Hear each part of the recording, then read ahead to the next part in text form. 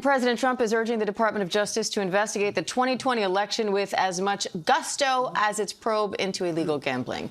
On a social media post, he repeats baseless claims the election was rigged, saying, quote, "What's worse, the NBA players cheating at cards and probably much else, or the Democrats cheating on elections?"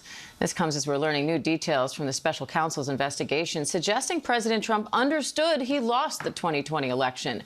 It's just part of the new book, Retribution, Donald Trump and the Campaign That Changed America, by our chief Washington correspondent, John Karl. And John is here now to tell us more about it. John, first of all, congrats on the book. I know these are all a labor of love, and you always do such a great job on them.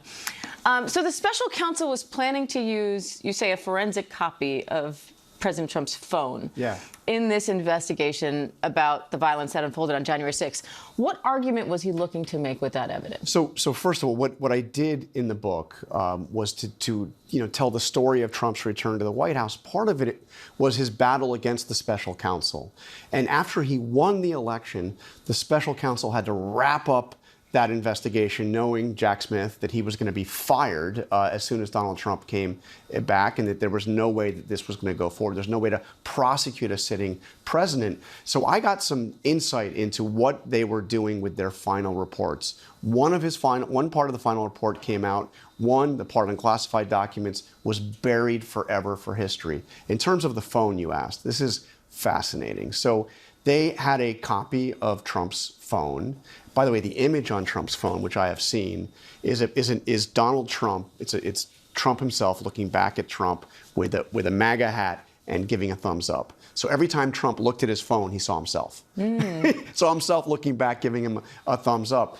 But what it did is they were able to look and see what he was doing while the attack on the Capitol was unfolding, who he was, how he was communicating, what he was checking, and they were able to demonstrate that Donald Trump was fully aware of what was happening, fully following the minute-by-minute events up on the Capitol.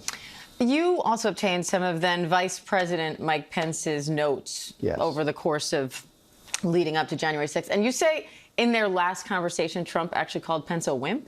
Yeah, well, what he said to him, and these are the extemporaneous notes that Pence took, and by the way, it's fascinating to look at them, and never before seen. So the January 6th committee never got this. It's never been made public. Here you're going to see him on the screen. It's on his day timer, so it's on the calendar that he had on his desk, January 6th, it says at the top. And it said, one of the things says, "I made a big mistake 5 years ago." In other words, when he chose Pence as his running mate, he says, "You will go down as a wimp if you don't help me overturn the election." And there's one part of the notes where it looks like Pence has actually drawn a mad face emoji or a sad face emoji. It's the circle part. Look at that. And that's where he quotes Trump as saying, "You listen to the wrong people." And Pence writes that he says back, "I listen to my heart and my mind." Just a fascinating insight into one of the most consequential moments in recent history, the morning of January 6th. And he is taking those notes having no idea what's about to happen. No idea that he is about to go up to the Capitol, preside over the certification of the election, and that a mob is going to invade the Capitol and literally chant, "Hang Mike Pence," call for his execution. So no, but that would happen 2 hours after he wrote those notes. The book is called Retribution. What made you settle on this title?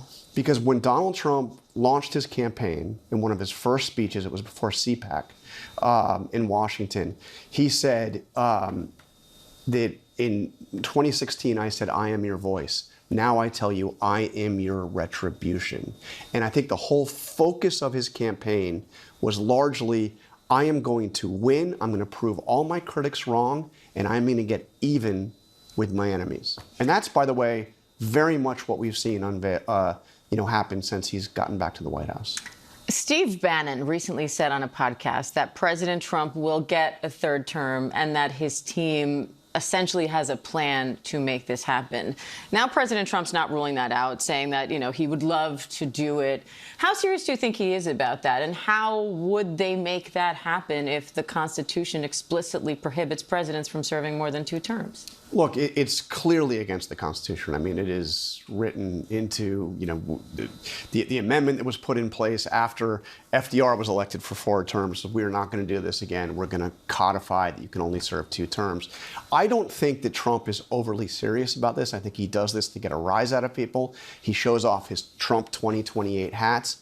But Bannon sure sounds serious. And as you said, Trump is, again, publicly not ruling it out. What Bannon is saying is, okay, so let's say the American people elect him. Let's say, we know what the Constitution says, let's say the American people elect Donald Trump again. What then? Then we have, like, do we say that the person that got the most votes is not going to be the president? So look, I don't think we're going to go there.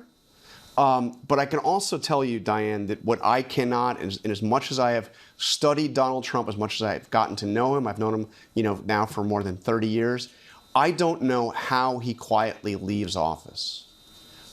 He tells people privately, look, I'm gonna be done when this is over, when this term is over. He even goes and he quizzes people. Who do you think it should be, JD or Marco? Asking about whether it should be JD Vance or Marco Rubio to be the next Republican nominee. But does Donald Trump ever quietly act as a lame duck president where the attention is now on a different Republican nominee and a Democratic nominee and the next president? I don't know. I don't know how he does that. Well, I know you'll be getting the inside scoop as it happens the whole way through, so we'll be here to find out whatever you find out, John. We appreciate you coming on. Congrats again on the new book. Thank you. Really appreciate it. Our Chief Washington correspondent, John Karl. Retribution is in stores tomorrow.